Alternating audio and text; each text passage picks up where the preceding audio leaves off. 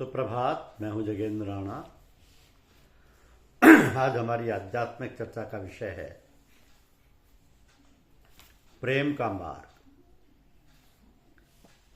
प्रेम का मार्ग, देखिए, प्रेम का मार्ग है अत्यंत सीधा साधा। इसमें चतुराई, सियानापन या चतुराई के लिए सियानापन या अत्यधिक चतुराई के लिए कोई स्थान नहीं। जहाँ चतुराई है वहाँ प्रेम का उत्पन्न होना कठिन है। अपना आपा खोकर ही प्रेम की उपलब्धि हो सकती है, यानी अहम के रहते हुए प्रेम का उद्भव होना असंभव है। इस दुर्लभ भगवत प्रेम की प्राप्ति तो भगवत प्रेम में सराबोर किसी कबीर, नानक, मीरा, चैतन्य जैसे महापुरुष के अंतरंग सानिध्य से ही हो सकती है। तो भगवान की लीला भूमि भारत की धरा पर ऐसे संतों का कभी भी अभाव नहीं रहा है। वे आज भी इस धरती पर प्रभु प्रेम की रसधारा बहा रहे हैं। बस आवश्यकता है तो इस बात की कि उन्हें पहचाना कैसे जाए। तो कलिक काल के बढ़ते तमोगुणी प्रभाव से ऐसे संतजन प्राय अपने को छिपा लेते हैं, ताकि अपात्रों के जमघट से उनका मुख्य कार्य बाधित ना हो। हम सब संसारी लोग संतों के पास प्राय किसी सांसारिक आकांक्षा, कामना या किसी भौतिक समस्या के समाधान हेतु ही जाते हैं, जो कि विपरीत गति है। संतों के पास तो भगवत प्रेम, आत्म साक्षात्कार के एकमात्र प्रयोजन को लेकर ही जाया जाए तभी उत्तम है। वो अलौकिक भगवत प्रेम तो किसी महापुरुष के कृपा कटाक्ष से ही प्राप्त होता है। भक्त के किसी गुण, सेवा, आज्ञा पालन या किसी प्रवृत्ति पर जब ऐसे संत महापुरुष रीझ जाते हैं तो उनके हृदय मंदिर से प्रेम की दिव्य दुर्लभ रसधार प्रवाहित हो जाती है, जो भक्त को भी उसी रसधार में निमग्न कर लेती है। तो अंतःकरण उस प्रेम की रसधारा में अवगाहन कर निर्मल, पवित्र व द्रव्य हो जाता है। महात्मा कबीर ने प्रेम प्राप्ति के इस अलौकिक आयोजन का वर्णन इस प्रकार किया है कि सतगुर हमसों रीझ कर कहिया एक प्रसंग, वर्षा बादल प्रेम का भीज गया सब अंग। तो इस उपक्रम में कई बिंदु महत्वपूर्ण है। पहला तो यही कि हमें संत सतगुरु की प्राप्ति हो जाए, जो कि संसार में अत्यंत दुर्लभ है। फिर हम उन महापुरुष को अपनी सेवा, सत्कार, आज्ञा पालन, अहम विसर्जन से प्रसन्न नहीं करना, बल्कि उन्हें रिझा लें। उनके हृदय को हम पूरी तरह अपनी ओर आकृष्ट कर लें। ये काम बड़ा कठिन है, क्योंकि ऐसे महापुरुषों का हृदय तो भगवान का मंदिर होता है। भगवान न तल्लीन होता है, अतः जल्दी वे किसी और आकृष्ट नहीं होते। यदि किसी प्रकार हम अपनी निष्काम भक्ति सेवा से उन्हें रिझा सकें तो फिर उनके हृदय मंदिर से प्रेम की दिव्य रसधार प्रवाहित होगी, जो मानव जीवन को धन्य और सार्थक कर देगी। मनुष्य के अपने ही विचार उसे अवनति या उन्नति के पथ पर ले जाते हैं। तो यह आवश्यक है कि हम अपने विचारों को शुद्ध एवं पवित्र रखें। तो उसके लिए हमें क्या करना चाहिए? सबसे पहली बात तो यह है कि हमें ये बोध, ये ज्ञान होना चाहिए कि हमारा कर्तव्य क्या है। कर्तव्य भी कई प्रकार के होते हैं। एक तो यह है कि मानव जीवन का लक्ष्य क्या है, ये तो सबसे अहम बात है। दूसरा यह कि हमारा अपना परिवारजनों से, माता पिता, भाई बंधुओं से कैसा व्यवहार होना चाहिए, अपने पड़ोसियों से कैसा बर्ताव होना चाहिए, तथा समाज, देश, फिर सारे विश्व के प्रति हमारा कर्तव्य क्या हो।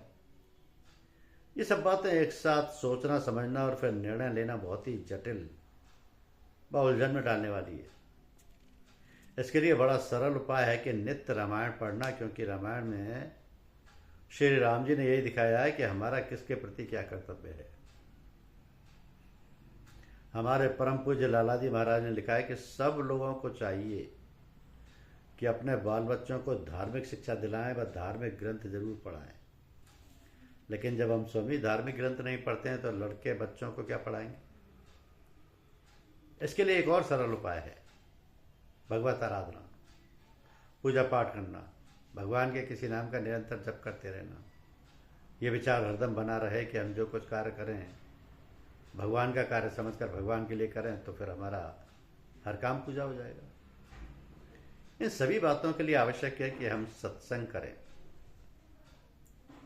सामान्यतः जो स्थिति हम वर्षों के प्रयास से भी नहीं प्राप्त कर पाते हैं, सत्संग में वो बहुत ही आसानी से कुछ ही समय में उपलब्ध हो जाती है। तो सत्संग किसी महापुरुष का जो भगवान से जुड़ गया हो, जिसने अपना जीवन भगवान के लिए समर्पित कर दिया हो, जो पूर्ण रूपेण भक्त हो, उसके सानिध्य में बैठना, उससे संबंध रखना। किसी ने ठीक ही कहा कि तू जन हरि से हेत कर कर हरिजन से हेत, माल मुलक हरि देत है हरिजन हरि ही देत। सत्संग करने से बड़ी जल्दी मनुष्यों में परिवर्तन हो जाता है। इस विषय में यह मुहावरा बड़ा उपयोगी है कि गुरु कीजे जान पानी पीजे छान। तो गुरु को हम कैसे जाने पहचाने? जो आत्मज्ञानी है, मुक्त है, स्थित प्रज्ञ है। गीता में अर्जुन ने भगवान से कहा, हे प्रभु आप तो अंतर्यामी हैं, सबके हृदय की सब बातें जान लेते हैं, समझ लेते हैं, मगर हम तो अंतर्यामी नहीं है, हम कैसे जाने, कैसे पहचाने ऐसे महापुरुष को? तो हमें तो आप सीधी सी ये बात बताइए, कैसे महापुरुष कैसे बैठता है, कैसे चलता है, कैसे बोलता है।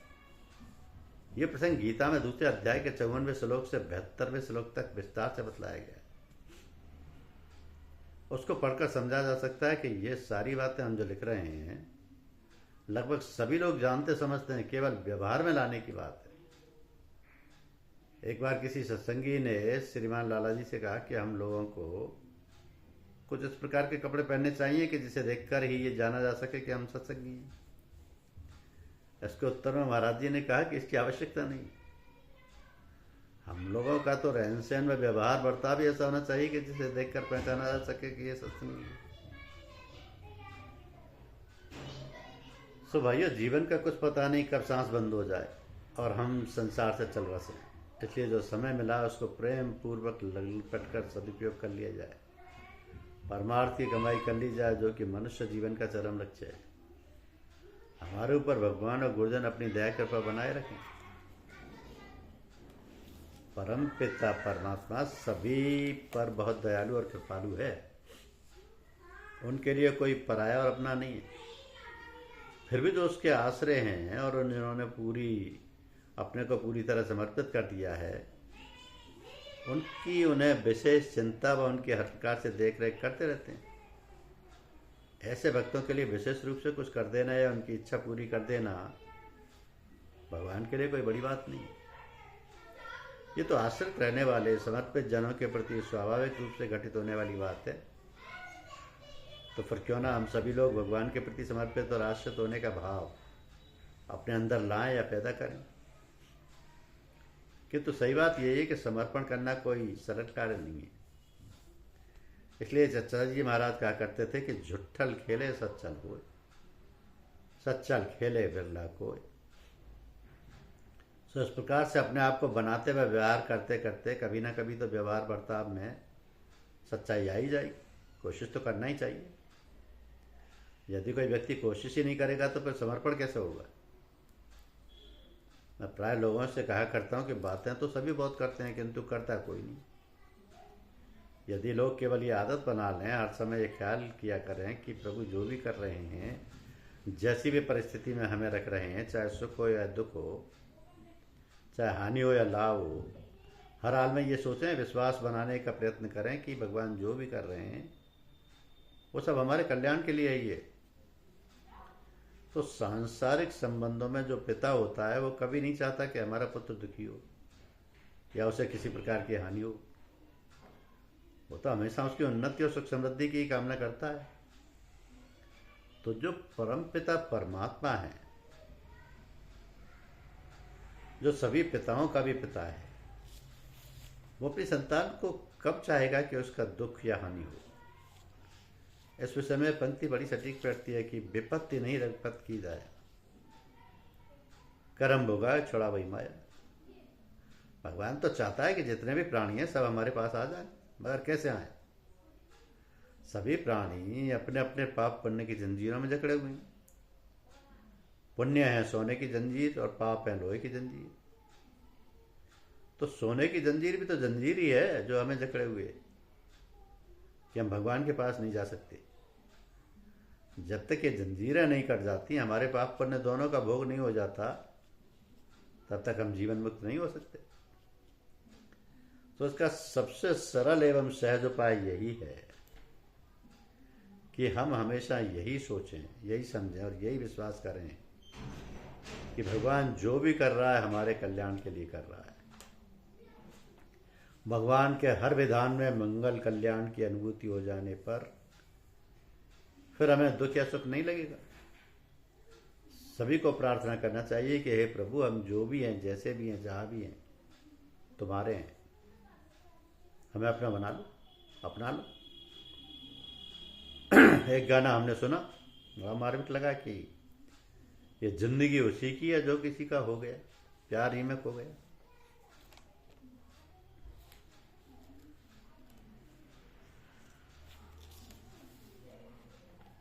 तो भगवत प्राप्त भगवत स्वरूप महापुरुषों के सत्संग लाभ में 3 बातें मुख्य हैं। प्रथम तो ये दुर्लभ है, दूसरा अगम्य है, यदि 2 चरण पूरे कर लिए तो फिर अमोघ्य है। सच्चे और विशुद्ध संत को पहचान पाना अत्यंत कठिन कार्य है। हमारी स्थूल दृष्टि किसी व्यक्ति के बाहरी व्यक्तित्व को ही तो दिखा सकती है, जबकि संत आत्मिक गहराइयों में रम रहे उन्नत दिव्य व्यक्तित्व का नाम। अतः पारदर्शी अंतर्दृष्टि के बिना सच्चे संत को पहचान पाना मुश्किल काम। पूर्व जन्म के पुण्य में अप्रारब्ध अथवा भगत कृपा से ऐसे संत मिल भी जाएं तो दूसरी कठिनाई उनके सान्निध्य की अगमता है, यानी उनके हृदय तक हमारी पहुंच कैसे हो, हम कैसे उन्हें प्रसन्न करें, हमारा आत्मिक तारतम्य उनसे कैसे बने। सेवा और प्रेम से अगम्य तक जाया तो जा सकता है, उसे पाया भी जा सकता है, सानिध्य लाभ की अनुभूति भी प्राप्त हो सकती है, किंतु सेवा और प्रेम में अपने को मिटाना होता है। तो जो सेवा और प्रेम में अपने को मिटा सकता हो वो उस अगम तत्व तक पहुंच सकता है। इस अगमता को सुगमता में बदलने का एक सरल मार्ग है भगवत कृपा। तो भगवत कृपा से प्राप्त ऐसे संतों से कोई नाता या रिश्ता कायम कर लेना, पिता भाई चाचा ताऊ मित्र इत्यादि में जो मन भावे, जो उपयुक्त हो उसे मान लेना। हम जिस भाव की अनुभूति नाते में भरेंगे उधर से उसकी प्रतिपूर्ति अवश्य होगी। इस भाव को विस्तार देता हुआ एक सुंदर पद पूज्यपाद गोस्वामी तुलसीदास जी ने विनय पत्रिका में कहा है कि देव तू दयाल दीन हो, तू दाने हो भिखारी, हो प्रसिद्ध पातकी तू पाप पंजहारी। नाथ तू अनाथ को अनुमोसो, मो समान आरत नहीं आरत्य हर तोसो। ब्रह्म तू हो जीव, तू हो ठाकुर है चेरो, तात मात गुरु सखा तू सब विधि हित मेरो। तोहि मोहि नाते अनेक मानिए जो भावे, ज्यों त्यों तुलसी कृपाल चरण शरण पावे। तो गीता में भगवान श्री कृष्ण कहते हैं कि जे यथा मां प्रपदन्ते तान सत्थैव भजाज्यहम्। जो भक्त मुझे जिस प्रकार भजता है मैं भी उससे उसी प्रकार भजता हूँ, स्वीकार कर लेता हूँ। दशरथ कौशल्या नंद यशोदा ने भगवान को पुत्र रूप में चाहा तो भगवान उनके पुत्र बन गए। पुत्र की तरह रूठना, रिसाना, मचलना आदि सारे कार्यकलाप एक पुत्र की तरह करने लगे। रावण कंस आदि राक्षसों ने शत्रुभाव का रिश्ता कायम किया। तो रावण कहता है तो मैं जाई बैर हट करऊँ, प्रभु सर प्राण तदेव अवतरऊँ। तो भगवान ने सस्ते का भी निर्वाह किया। भगवान सोचते हैं कि ये भक्त मुझे शत्रुभाव से याद करता है तो कम से कम याद तो करता है शत्रुभाव से ही सही। उमा राम मृद चित्त कर ना कर, बैर भाव सुमृत मोहि नश्वर। शत्रुभाव के रिश्ते से भी तो संसार से तार देते हैं, प्रभु भवसागर से पार कर देते हैं। हमारे प्रभु धन्य है भगवान और उनकी भगवत्ता। आप सोच रहे होंगे ये कैसा गड़बड़ झाला, सेवा की तो निर्वाण दिया और जिन्होंने शत्रुता की उन्हें भी मुक्ति प्रदान कर दी। तो भगवान की कृपा तो भक्ति मुक्तिदायिनी है ही। उनका तो क्रोध भी निर्वाण छिदाता है। निर्वाणदायक क्रोध जाकर भगत अब सही बस करी। इसी भाव भूमि के आधार पर गोस्वामी बिंदु जी ने भगवान से प्रार्थना की कि विश्व रंगमंच के तुम ही हो मुख्य सूत्रधार, मेरे सरकार ये बात भूल जाना मत। 84 लाख रूप भर के दिखाएं तुम्हें, इससे अधिक मेरी चाकरी बढ़ाना मत। मेरे नाट्य से यदि प्रसन्न हो गए हो नाथ, मोक्ष पर दोष दे दो, मोक्ष परितोष दे दो, करना बहाना मत। यदि अप्रसन्न ही हुए हो तो यही कह दो, मेरी जंग रंग भूमि में तू अब आना मत। लेकिन जरा सोचिए तो सही, नाता कायम किया, रिश्ता बनाया, संबंध स्थापित किया है किससे? प्रभु से। संबंध माने हैं बंधना। जिससे बंध गए उसी के साथ उसी की दिशा में तो जाएंगे।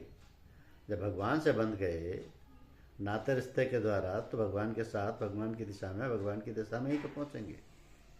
इस नाते रिश्तेदारी का ये लाभ हुआ कि जो भगवान संत सदगुरु अगम थे, अगम माने जहाँ जाना कठिन है, पहुँचना कठिन है, वे सुगम हो गए।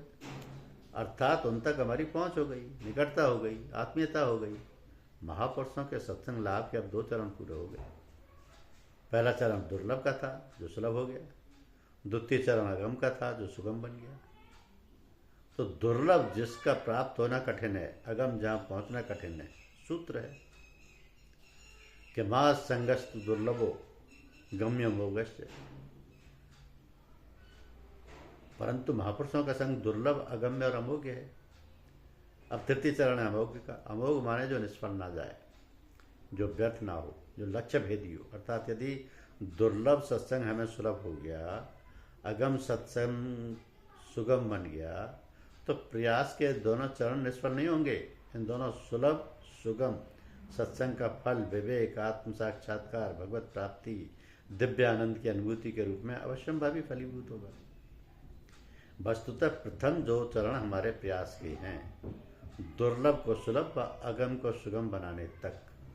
तृतीय चरण उनकी ओर से अमोघ, यानी हमारे प्रयास की अवश्यंभावी सफल परिणति। यही बात संतों ने नित्य कृपा, गुरु कृपा व हरि कृपा की प्राप्ति के रूप में कही है। ओम हरि ओम। धन्यवाद।